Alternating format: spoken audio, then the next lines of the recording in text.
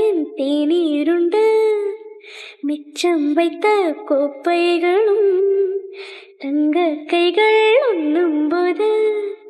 தட்டில் பட்ட ரேகைகளும் மூக்கின் மேலே